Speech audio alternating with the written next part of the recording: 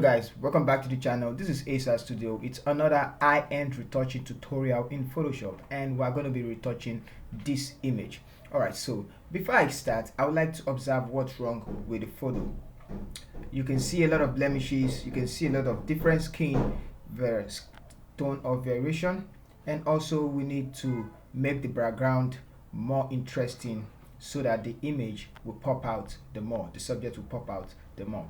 So first thing first, let's fix the skin tone. Now for us to fix the skin tones, there are two choices. It's either you make the bright side, the brighter part of the skin tone, look like this other darker side, or you make the darker side look like this brighter side. But the result we're going to have in the end is the same skin tone, a uniform skin tone. That's what we want to achieve. So let's try and make the lighter side look like the black side, look like this darker side. So first thing, I'm going to add the exposure because I know that's the difference. That's what's making the difference. So since we add the exposure, I'm going to go to select color range, and then I'm going to select the face.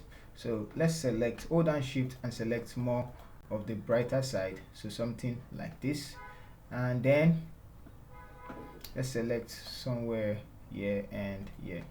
So we can decrease the fuzziness a bit to capture just those places. I'm gonna bring it back a little, so this should be fine and it's okay.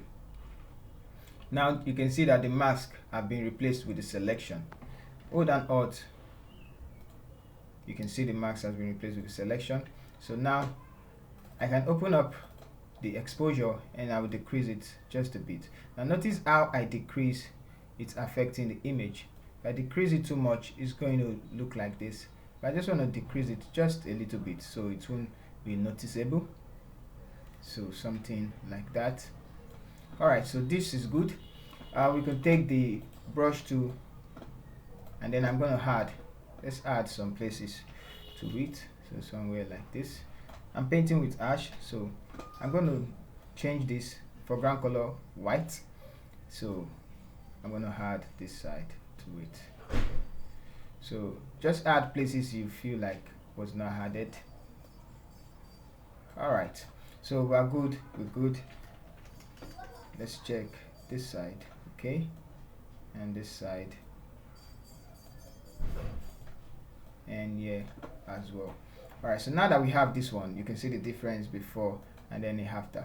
Okay, so we're going to add the hue and saturation layer as well. So let's add a hue and saturation layer, and then I'm going to hold down Alt and drag the mask of this one. I'm going to drag it over to the hue and saturation. I'm going to replace it. So hold Alt and let's leave there. Okay, so now open the slider and then just change the hue a little bit. So we'll change it to -4, and the saturation, let's decrease it to -7, and let's increase the lightness. So that just gives it a little bit compensation for the first adjustment we made. Okay, so now that we've done that, we can create a stem visible layer now. So hold down Shift Control Alternate E to create a stem visible layer. I'm going to group these two together, and now with this visible one, we're going to do the adjust or fix the blemishes. So Ctrl J twice. We're doing frequency separation. Name this color and then name this texture. So frequency separation is separating the two, color and texture, so that you can work independently. So if you want to get the full tutorial concerning frequency separation, you can check online. So now I'm named this one color. I'm going to select this one, turn it off, select the color layer, and then go to filter, go to blur, Gaussian blur. Yeah, so I talked about this Gaussian blur selection, how to get the real blur you want to use. Now you see that it is a very big problem when we have this blemishes, when they come out, when they are very they are big, and I don't know how I want to put it. So the blemishes are just showing they are big compared to some minor ones that you just need to fix quickly. So if you have rough blemishes like this, you need to select a very low blur. But if you have lesser blemishes, you can select a very high blur. So I'm going to select a very low blur, let's say 2.5. So 2.5 will do. You can take it to the extreme, but I will leave it at, let's leave it at 2.5. Yes, 2.5. Okay, and it's okay. So now that I've blurred it like this, turn on the texture layer and go to image, apply image, and then choose the color under the layer, and then multiply, choose subtract, and you're going to have it like this, and then pick scale to offset 128. It's okay. Change the blending mode to linear light. Now once you've done this, you're going to select the color layer and then select the mixer tool brush. And now why we select a low blur, it will be very easy, it will be easier if we are blending it together. Just look at what's going to happen.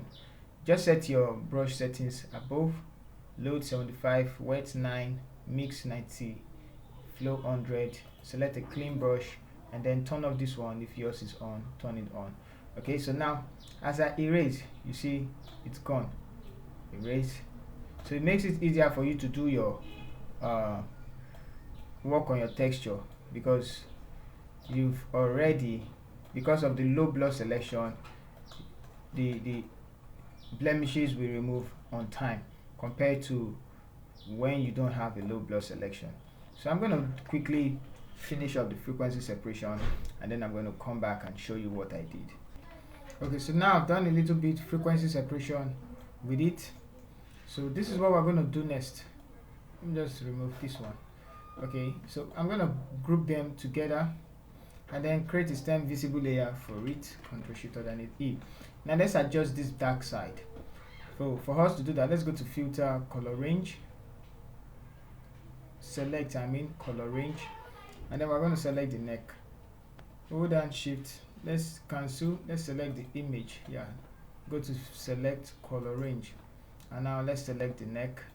So this range, I'm going to hold down Shift and I'll keep selecting the dark side. So now let's increase, so we have it like this.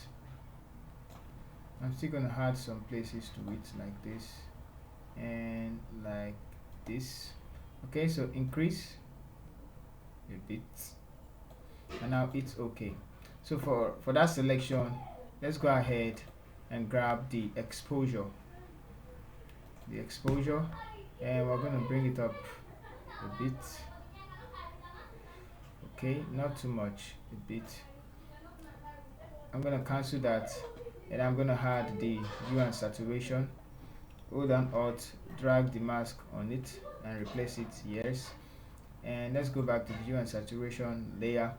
We're going to increase the saturation a bit and then mess around till we get a uniform. Okay, so this looks good.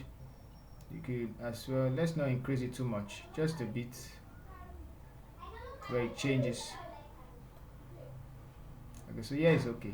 I'm gonna hit the, let's try and bring up the brightness for it. Okay, so now we brought up the brightness. So now create the stem visible layer, Ctrl Shift Alt E, create the stem visible layer, and then we're going to repeat the frequency separation again. So here color, hit enter, here texture, hit enter. So I just finished the frequency separation. I'm going to group it and then I'm going to show you. So let's zoom in and then let's see before and then after. So I did another frequency separation. Now let's create a stem visible layer and then go to filter, camera raw filter. Now under the camera raw filter, I'm going to go to the basic tab, pick on the white balance to select the eyes, and it's going to create it like this. Let's select some other places till we have, so I wouldn't want to use that, but I guess it's this temperature that caused it. So let's just give it a little bit temperature like this, -6, and let's add in some greens and make sure it's not different from the first one, so just a little bit difference. Okay. We're gonna do that later on. So go to the highlight, let's increase the highlight, and then I'm going to decrease the white because of the highs, and the blacks we could take it up. Shadows as well, let's take up the shadows and bring down the white. So I guess that will fix it. Let's give it some texture, close it, go to color mixer where we're going to be doing a lot here. So let's look for the hue. Let's see what happens when we change the hue. So I'm going to leave the hue like this because of the lips. Go to the orange, make the orange look like yellow, and make the yellow look like yellow.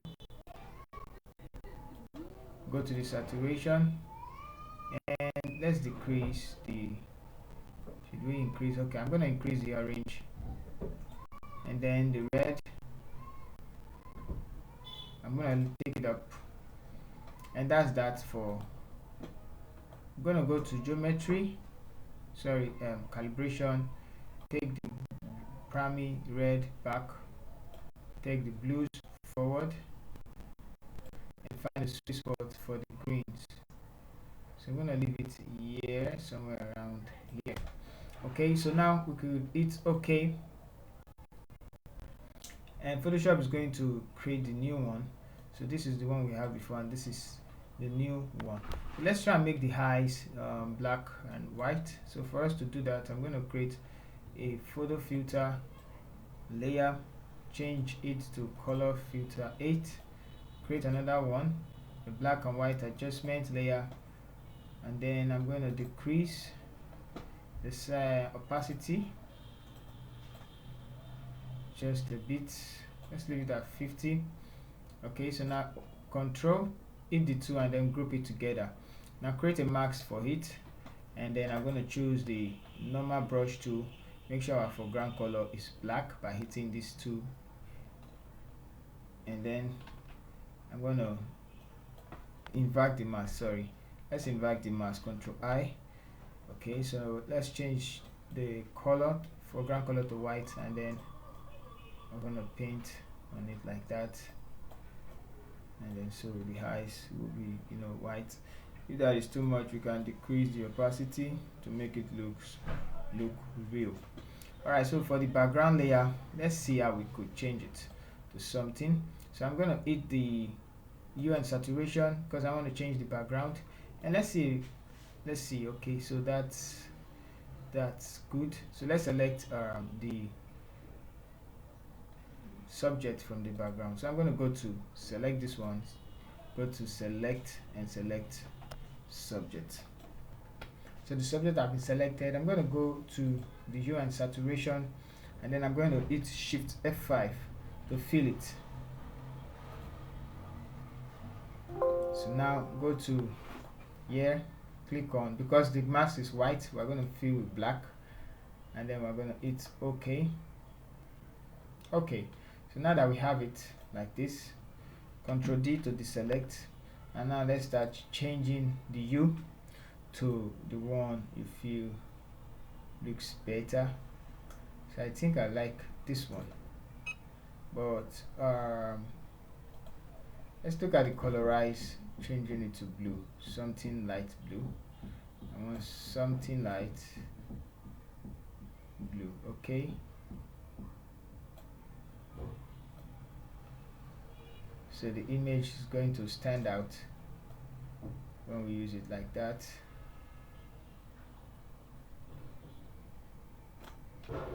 Alright, so I chose this color. I feel it's the same, so this to this, changing the background. Okay, so let's create a stand visible layer as well. So if you want to change another one, I feel we can use yellow.